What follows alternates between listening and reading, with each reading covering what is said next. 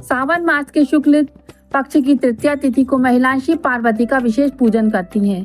उसे हरियाली तीज भी कहा जाता है। देश के बड़े भाग में यही पूजन आषाढ़ तृतीया को मनाया जाता है। उसे हरतालिका तीज कहते हैं।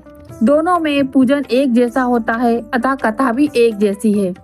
श्रवण मास के शुक्ल पक्ष की तृतीया को श्रावणी तीज कहते हैं, परंतु ज्यादातर लोग इसे हरियाली तीज के नाम से ही जानते हैं। ये त्योहार मुख्य रूप से उत्तर भारत में मनाया जाता है। इस दिन महिलाएं माता पार्वती और शिव जी की पूजा करती हैं। इस दिन महिलाएं निर्जला व्रत रखती हैं। यह व्रत करवा चौथ से भी कठिन व्रत बताया गया है। इस दिन महिलाएं पूरा दिन बिना भोजन और जल के व्यतीत करती हैं। इस दिन जगह जगह झूले पड़ते हैं। इस दिन महिलाएं हरे रंग के वस्त्र पहनकर गीत गाती हैं, मेहंदी लगाती हैं, श्रृंगार करती हैं, झूला झूलती हैं और नाचती हैं। हरियाली तीज के दिन अनेक स्थानों पर मेले लगाए जाते हैं और माता पार्वती की सवारी बड़े धूमधाम से निकाली जाती है। हरियाली तीज की कथा।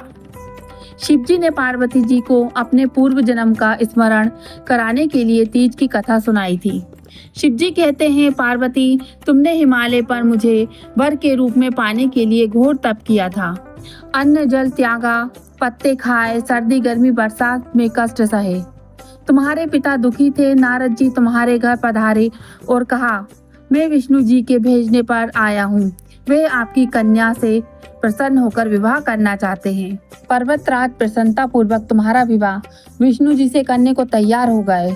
नारद जी ने विष्णु जी को यह शुभ समाचार सुना दिया, पर जब तुम्हें ये पता चला तो तुम्हें बड़ा दुख हुआ। तुम मुझे मन ही मन अपना पति मान चुकी थी। तुमने अपने मन की बात सहेली को बताई। सहेली ने तुम्हें एक ऐसे घने वन में छुपा दिया जहाँ तुम्हारे पिता नहीं पहुँच सकते थे।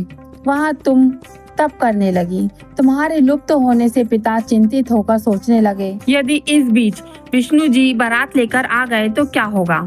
शिव जी ने आगे पार्वती जी से कहा, तुम्हारे पिता ने तुम्हारी खोज में धरती पाताल एक कर दिया, पर तुम ना मिली। तुम गुफा में शिवलिंग बनाकर मेरी आराधना कर रही थी। प्रसन्न होकर मैंने मनोकामना पूरी करने का वचन दिया। तुम्हारे पिता खोजते हुए गुफा तक पहुँचे। तुमने बताया कि अधिकांश जीवन शिव जी को पति रूप में पाने के लिए तप किया है। आज तप सफल रहा। शिव जी ने मेरा वरण कर लिया। मैं आपके साथ एक ही शर्त पर घर चलूंगी, यदि आप मेरा विवाह शिव जी से करने को राजी हो।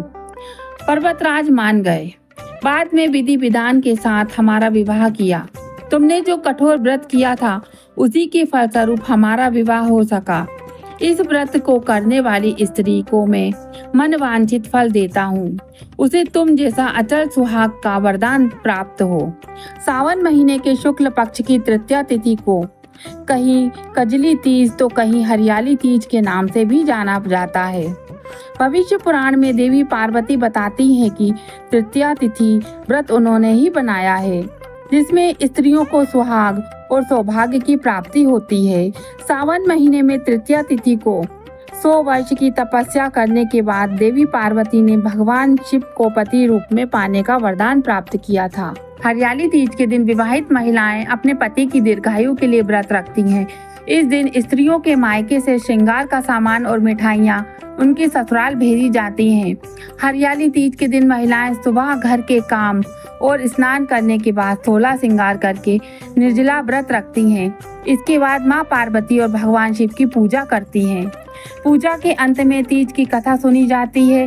कथा के समापन पर महिलाएं मां गौरी से पति की लंबी आयु की कामना करती हैं। इसके बाद घर में उत्सव मनाया जाता है और भजन व लोक नृत्य किए जाते हैं। इस दिन हरे वस्त्र, हरी चुनरी, हरा लहरिया, हरा श्रृंगार, मेहंदी, झूला झूलने का रिवाज है।